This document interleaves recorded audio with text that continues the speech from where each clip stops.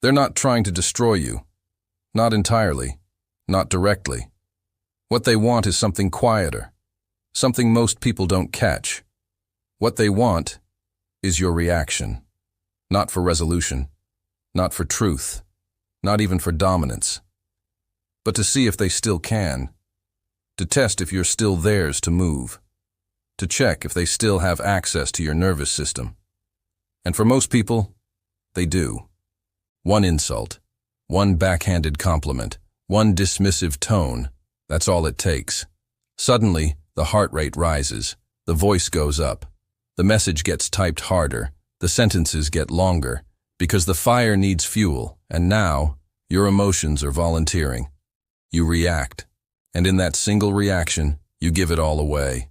Where you're soft, where you're insecure, where your ego still needs repair. They didn't need to ask you. You told them. With your tone, your urgency, your fight to be understood. Because that's what reaction is. Confession. And confession to the wrong audience is submission. So understand this now and never forget it. The first reaction is the first surrender. Not because it's loud, because it's untrained, because it shows that you are not in command. And whoever's in command, they decide the energy of the room. They decide the pace. They decide the direction. They decide what happens next. Not because they're smarter, but because they made you predictable. You think they're attacking you. They're not. They're tracking you. Because if they can track your reaction, they never need to overpower you. They just need to build sharper bait. They test you in public to see if your pride will defend you. They test you in group chats to check if the message moves your heart too fast. They test you in silence to see if you'll chase. They insult you indirectly, just enough to see if the eyebrow twitches. If it does, they win, not the argument, but the map of your mind. And you might think you're fighting back with the perfect response. But you're really just bleeding access, energy, emotion on cue. Like a man conditioned to explode in defense of wounds he still hasn't named. It's not about being calm for appearances. It's being calm because you've outgrown these scripts. That's what they don't see coming. You, still. You, measured. You, cold. Not because you're angry, but because you're trained. Because you realize the cost of flinching. Because you are no longer the man who needs to defend what's already true. This is where power shifts. This is where fear moves from yours to theirs. Not fear of your strength, fear of your indifference. Because people can provoke strength, they can work around volume, but they don't know what to do with a man who doesn't move. And when you stop being moved, you stop being steered. Right now, the world is mostly noise and performance. People signal emotions they don't mean. They provoke to distract from their emptiness. They act big because somewhere deep down, they feel small. And most men fall straight into it. They think a raised voice wins respect. They think a long message proves worth. They think sarcasm deserves an explanation. But what it really is a leak in your positioning. And every leak drains your status. You want to know how top-level men command respect? They let the jab land, unreadable. They hear the insult, blink once, and say, "You done?" They don't walk into every battle. They don't comment on every post. They don't fight with distorted words. They simply don't let someone else's chaos decide their clarity. You pause, you assess, you answer, if you choose to. And when you do, it's never emotional. It's never noisy. It's never to win the moment. It's to choose the frame, to dominate the timeline, to reclaim the most powerful tool you own, your regulation. Because once your regulation is steel, your reputation evolves without needing to shout. That's how men remember you, not for what you said, but for how you refused to break when they needed you weak. This is what you build now. The man without a leash. The man who can't be baited. The man who doesn't flinch when tested. Not because he's cold-hearted, but because he's mission-driven. Because he realizes how much peace costs. Because he knows what his energy is worth. Breathe here. Consider the world you enter when you choose not to react. You are not angry, you're reassessing. You're not silent because you're weak. You're observing. You're not leaving because you're losing. You're conserving. And yes, they'll think you're arrogant. They'll say you're cold, changed, distant. Let them. You no longer perform for people who depend on your chaos to soothe their own. You're not here to be easy to read. You're here to be built in layers few are disciplined enough to decode.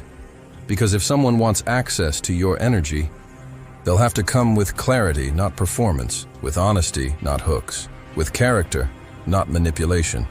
You don't educate provocateurs, you give them nothing. No tone, no correction, no proof, no plea. You turn away, or worse, for them, you stay. Quiet, holding your center like a mountain. You become the mirror no one wants to stare into. Still, cold, reflective, brutally honest. Because now their own chaos bounces back without your reaction to soften it. You are no longer the emotional pillow. You're the steel wall. And from this moment on, that's who you live as. Not a man who avoids conflict. A man who doesn't fuel it with his own nervous system. Not a man who hides from disrespect. You give them no resistance to fight with. Nothing to mirror. Nothing to stir up. And in the absence of your emotional fuel, their games burn out. They used to love sparring with you. Now they don't know what to do with you. You used to be readable.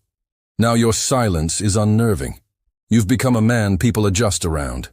Not out of fear, but out of awareness. You don't play emotional ping pong anymore. You are the table now. Here's what makes you rare. You're not proving peace. You are peace. You don't flinch when bait is thrown. You don't take challenges to your character and turn them into TED Talks. You don't give essays to people who came to drain you.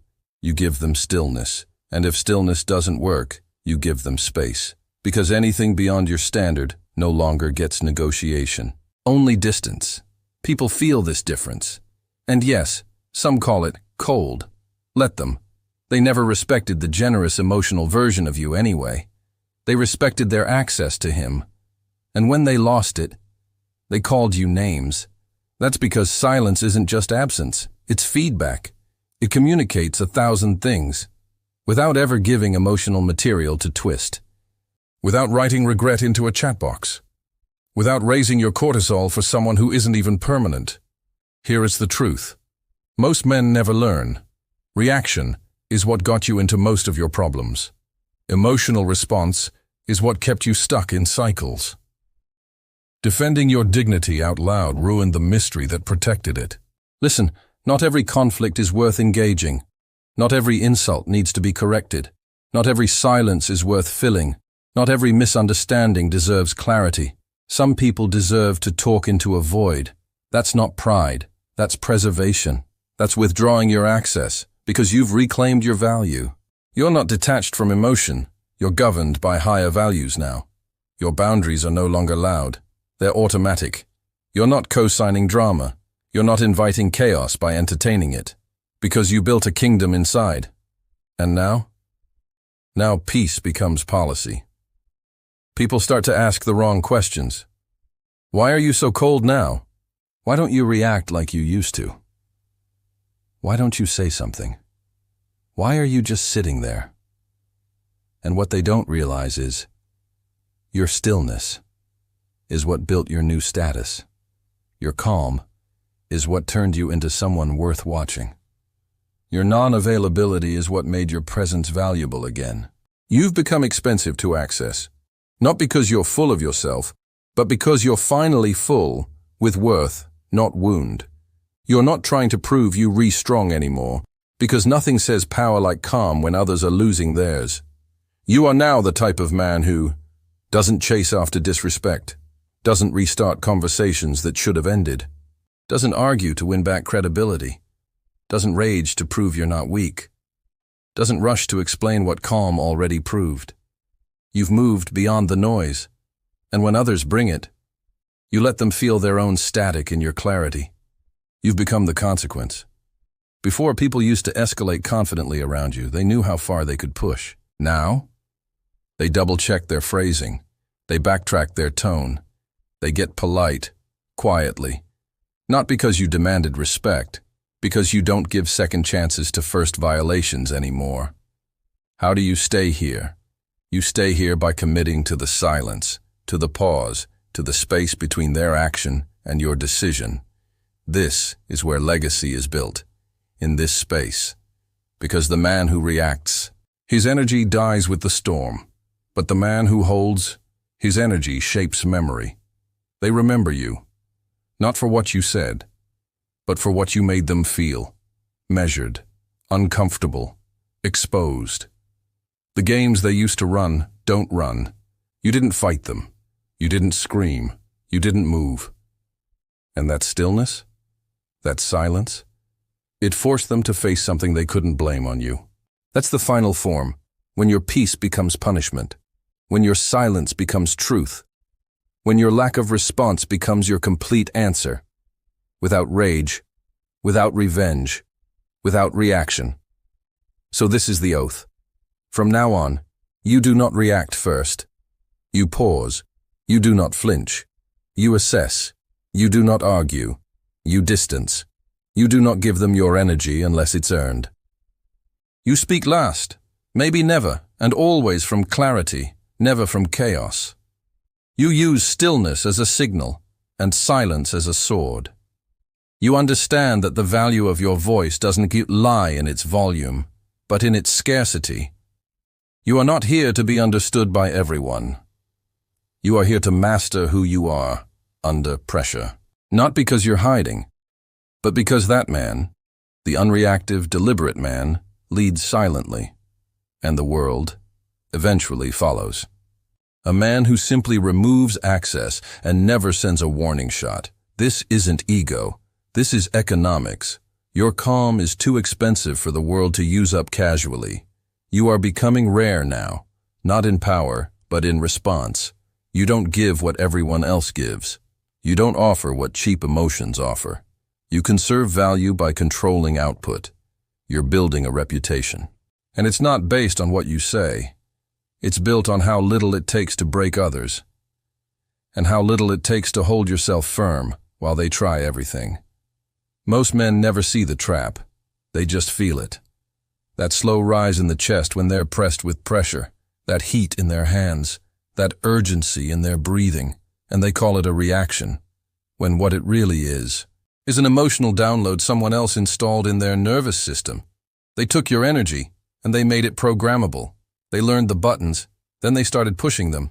Every insult, a button. Every sarcastic joke, a test. Every demand for urgency, a shortcut to bypass your thinking.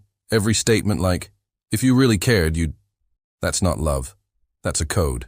And every time you react fast, you teach them that it works. Now they don't even need to try hard. They throw the line, and you finish the script. You defend, you explain, you chase their silence, you over-apologize, you match their tone. And somewhere in all of it, you leave your center just to prove you're enough. But nothing you say ever rebuilds your frame. Because reacting true isn't reacting smart.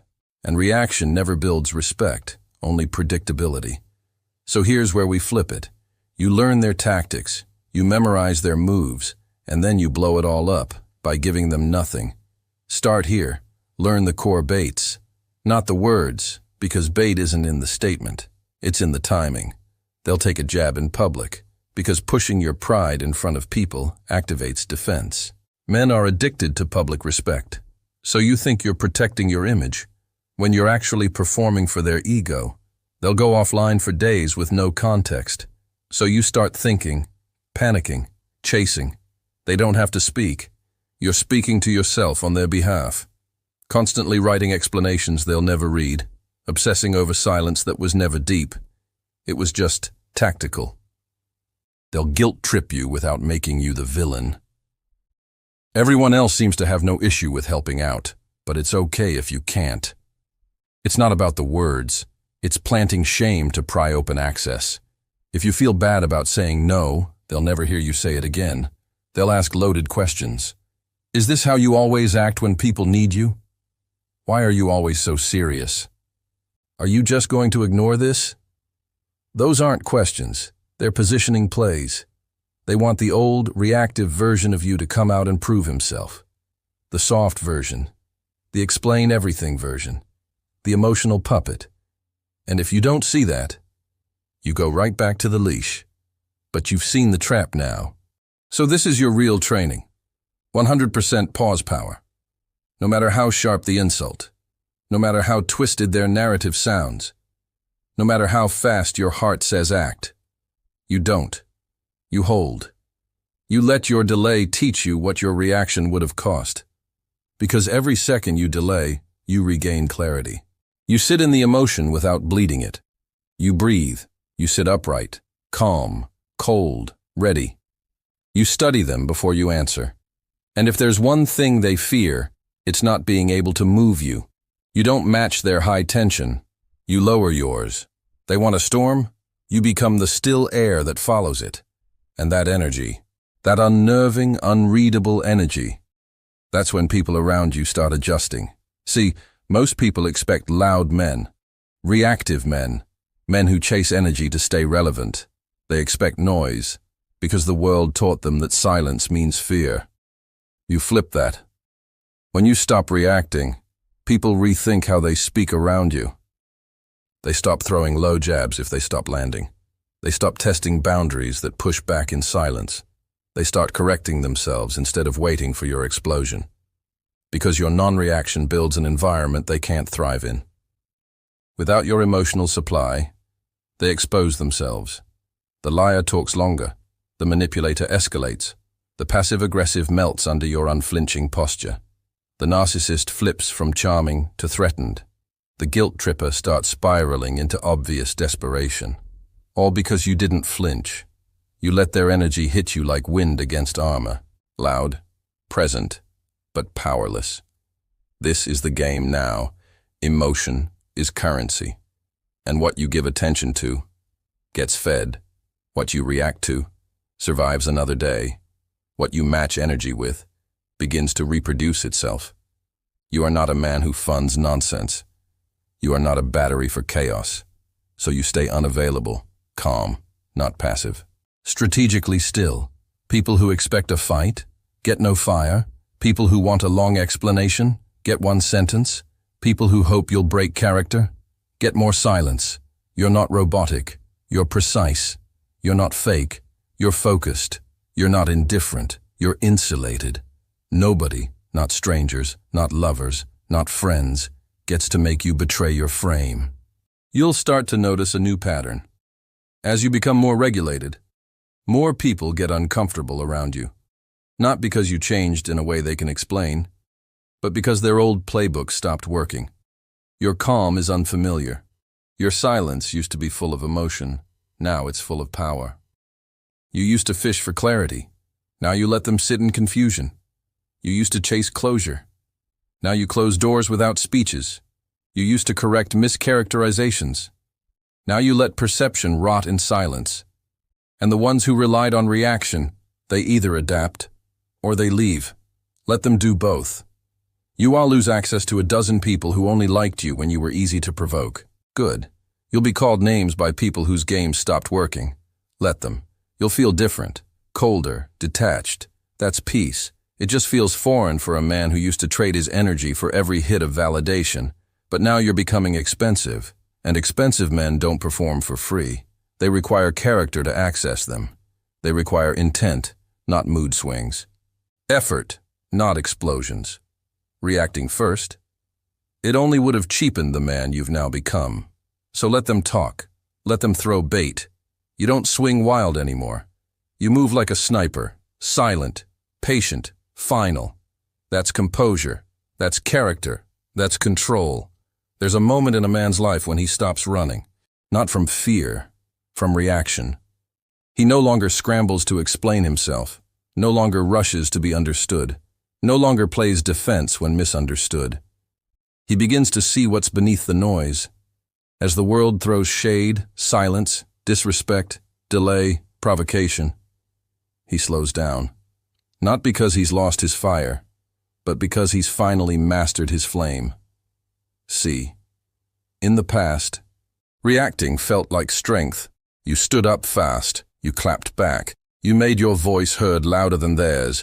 You buried them, one paragraph at a time, inserted clarity where confusion lived, served truth like a sentence in court, and sure, it felt satisfying.